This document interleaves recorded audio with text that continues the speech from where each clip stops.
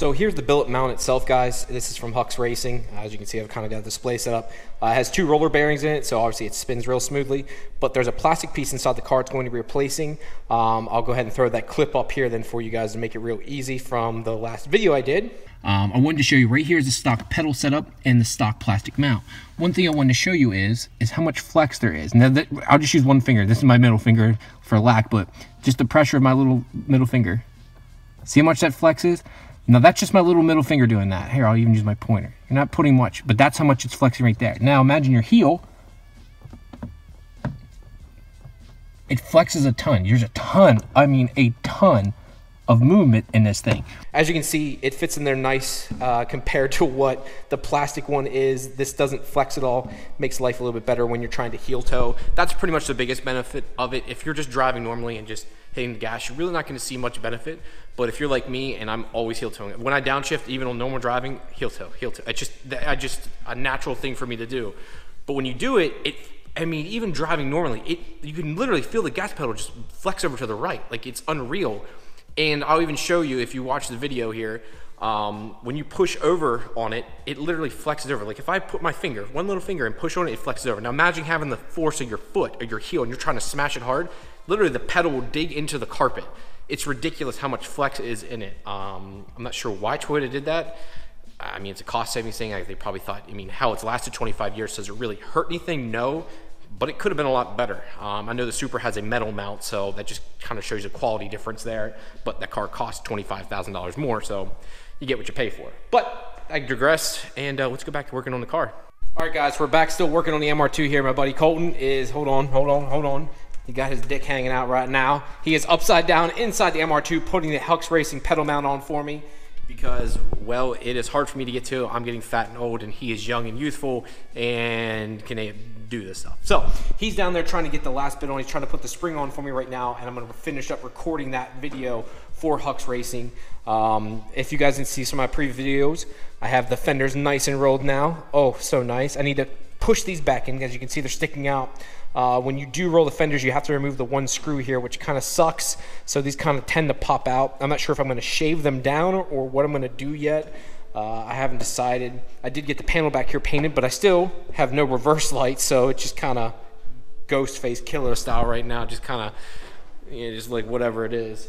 One other thing I'd like to do is I'd like to do a rear brake setup. I haven't done that yet, and I really would like to do a Willwood setup. Only issue is everything I see doesn't have a e-brake. TCS has a kit, but it doesn't have an e-brake. And I was going to do one for them, but I don't want to lose that. It's just a safety feature. It's something you don't want to remove. If it was a legit race car, I get it, but it's not. It's a street car. And I need an e-brake. That's just something you don't want to remove. So I'm not sure what I'm going to do there yet. I got to figure it out, though.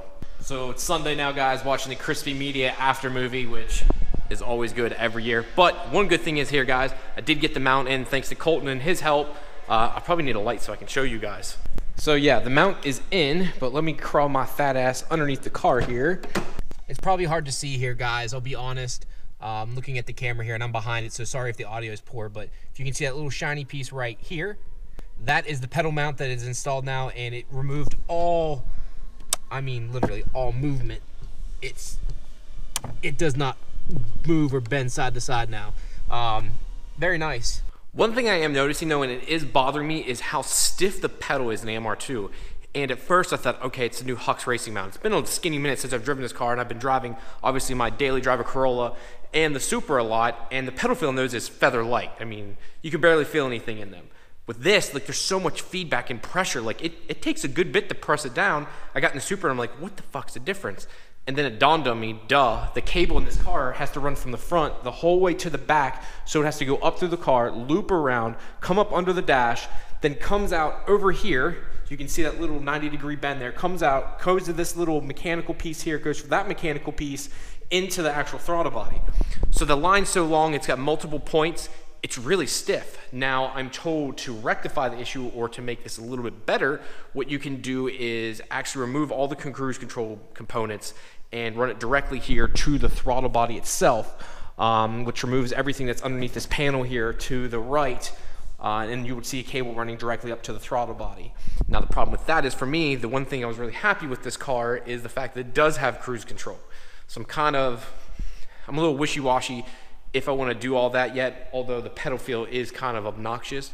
But the way I look at it too is I drove it for X amount of miles now and never really noticed or bitched about it until I started driving the Supra. So I guess it's a give and take. And the Supra doesn't have cruise control. But I'll give you a direct example of the obvious difference. Right here's the throttle cable. That's it, from there to there, and the pedal is literally right on the other side of where that mount is. So it's a straight line, where this has, I don't know, 4 or 5 90-degree bends it goes through, then plus has to go through another mechanical item to get to the throttle body.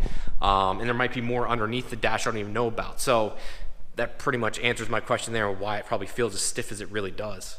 All right, so now I'm opening the garage door. I have to get inside the car here. I got a new tune from John Kerr at JK Tuning, my fat ass in here. And I'm using my wife's laptop. So look at that pretty screen. So what I need to do now is I'm going to upload a tune into the car. I need to cycle the key because this is using a stock Toyota idle air control valve, and you're supposed to set it, I think, 2 to 3 times. So turn it on, turn it off, not fully turn the car, but turn it to the on position so that idle air control valve will seat itself. So I need to do that a couple times, and then I should be able to start the car. So right now, guys, I'm uploading the new calibration. I can just hear the ECU clicked, and as soon as it runs the whole way through, you'll hear the fuel pump, which you probably can't hear. It just kicked on right now. So what I need to do now is, now it's all loaded, I need to key the car back off. What you guys probably can't hear is the fact that outside the car, I can just hear the idle air control valve come down and seat itself, and it'll click a lot. So now what I need to do is key the car back on, wait a couple seconds here, let everything run through, let it all turn on, and then key it back off, and then I can turn it back on again. So it's pretty simple. All right, so I'm gonna try turning the car on now. So what I need to do first is go here, go to logging, start PC logging, make sure it's in neutral, and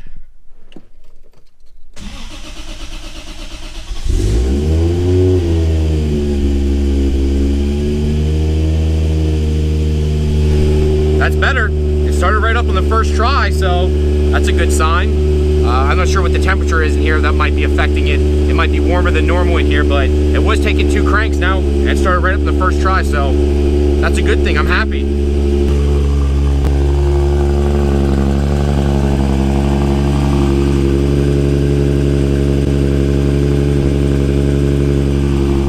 Hell yeah. Starts up better now. We got the turbo rebuilt. Oh, just look at it in all its glory. I'm so fucking happy right now.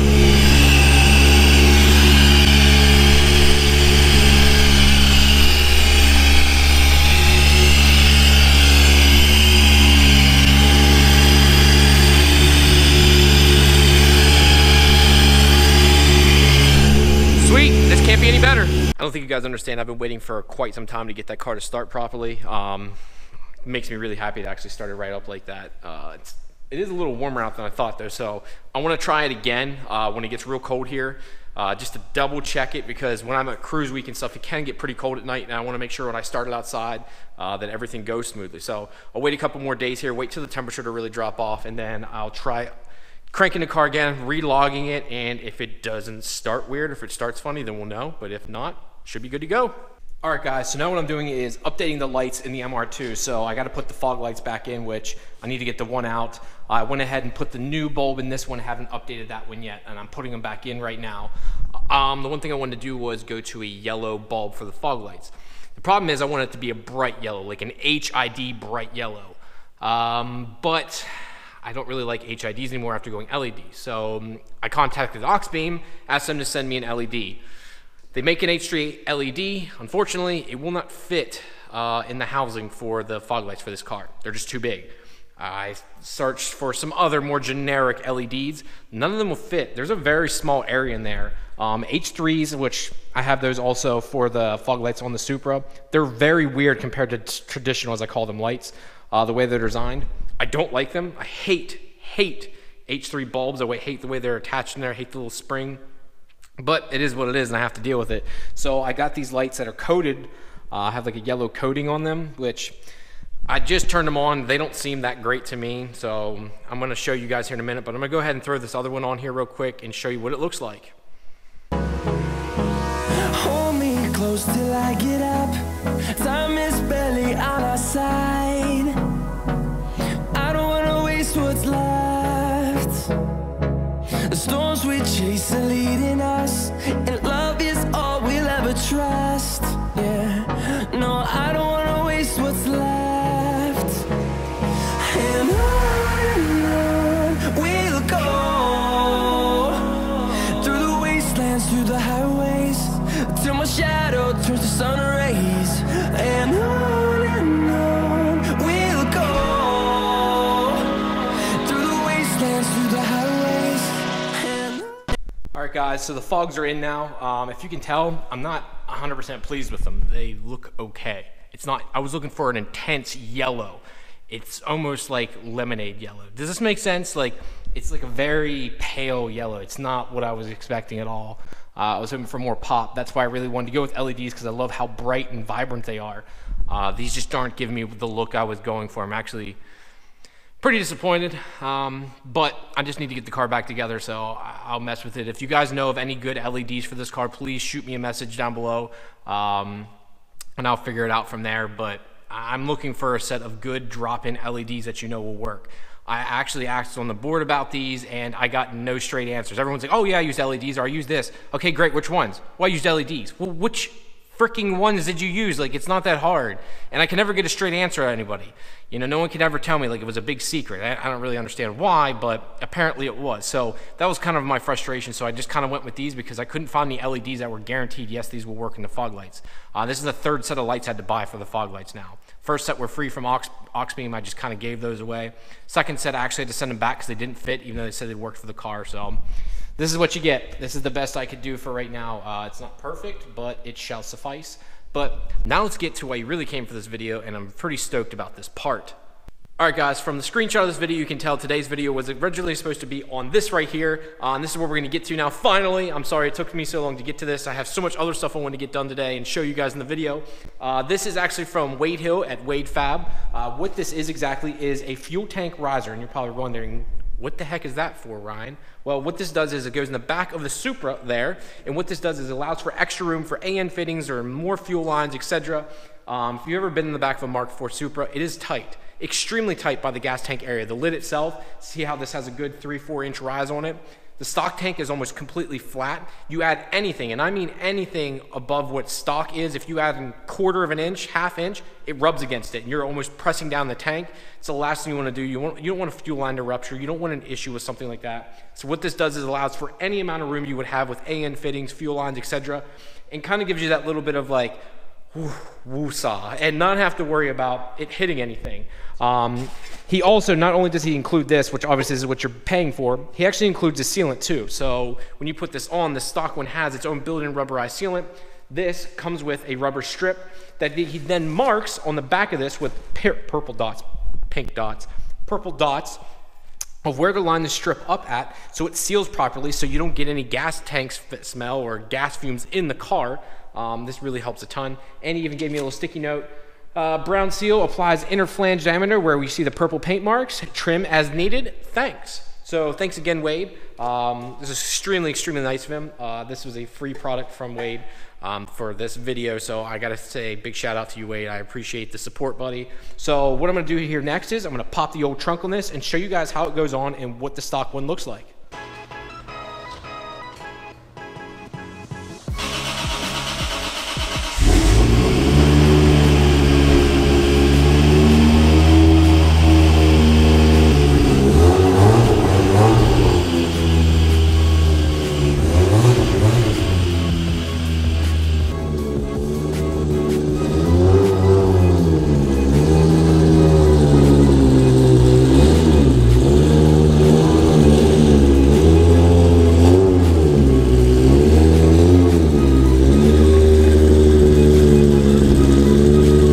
First and foremost, first thing we got to do here, guys, is for me, I have this custom trunk mat that's in here. I need to remove that first. So to do that, you have to fold down your back seat, which is a bit of a joke. Do that. And then for me, I just pull up on this, and you can see it comes all out as one piece. I'm thinking about having this made for the community. I want to do something a little bit different with it, but that's beside the point. So all I got to do is pull up on that, and then I can lift it out as one piece.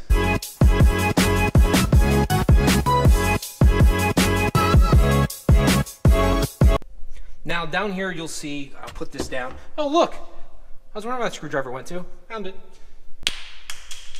You'll see a stock cover. This piece goes over the fuel tank here. Now you can see there's just, I think it's a total of 6 bolts that hold it on, 10 millimeters. As you can see, there's not much to it compared to the one from wadefab here. This one has a ton more depth to it. Let's go ahead and bring this over so I can give you guys a representation here. About as close as I'm gonna be able to get it here, but this is much bigger. I'll take them both out here and set them side by side to give you a better accurate description of how they both look side by side. Now, one thing I will say, when you put this in, you lose your chance for using a spare tire. That being said, pretty much if you're at this point, you removed that a long ass time ago. But just want to make sure that's clear. Your spare tire does have to go with this, but you'll get a ton more clearance. So let's go ahead and remove this panel and let's throw this on and I'll show you guys a comparison.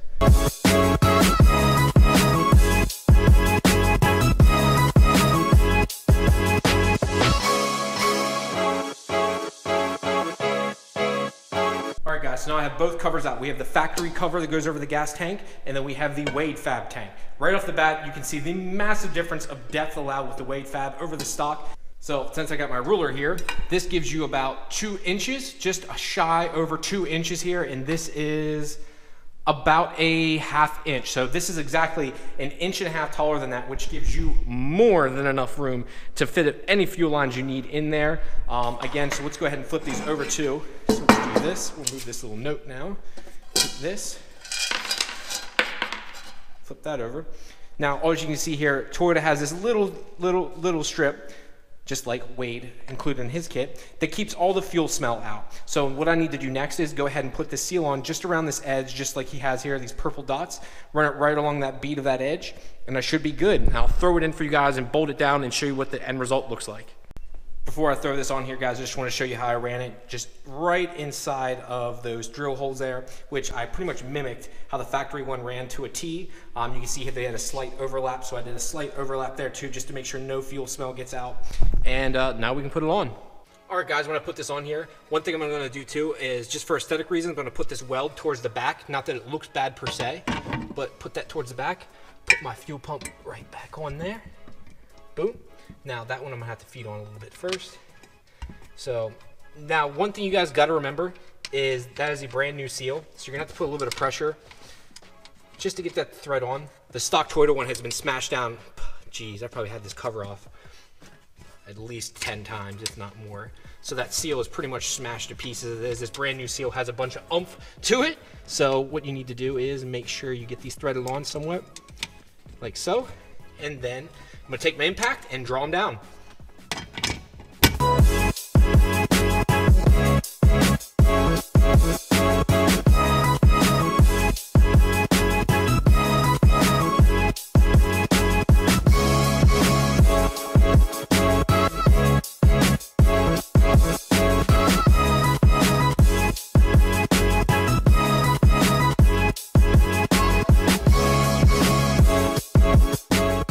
All right, guys, and that's it then. We have our fuel tank cover now installed, and it went on easy. I mean, this wasn't exactly a hard install to begin with, but I just wanted to go with it step by step just to show you guys how nice it is and how much clearance you get with it.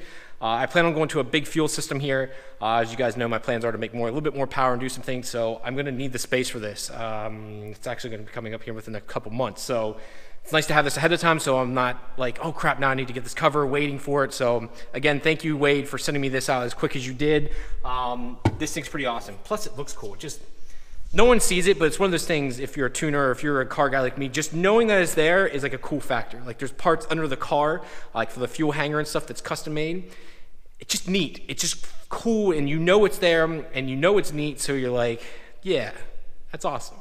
But yeah, again, guys, big shout out to wadefab. I appreciate it, man. I'm gonna link all his stuff down below, show you where to go buy it. Yeah, make this real easy for you. All right, guys, thanks again as usual for tuning in today. I appreciate all your love and support. If you like this video, give it a big thumbs up. The way YouTube algorithm works now, if you don't like these videos or if you don't comment, unfortunately, YouTube doesn't push them. Even though I have 25,000 subscribers out there, you're only getting about maybe 5% of my videos, which doesn't make a whole lot of sense to me. If you subscribe, just like I do to all the channels I like, I want to see every video, and YouTube's picking and choosing, which is getting really annoying. So if you don't like, you don't comment, it only shows you some videos. So if you guys could do me that favor, I would deeply appreciate it. Thank you very much, and I'll talk to you later. Peace!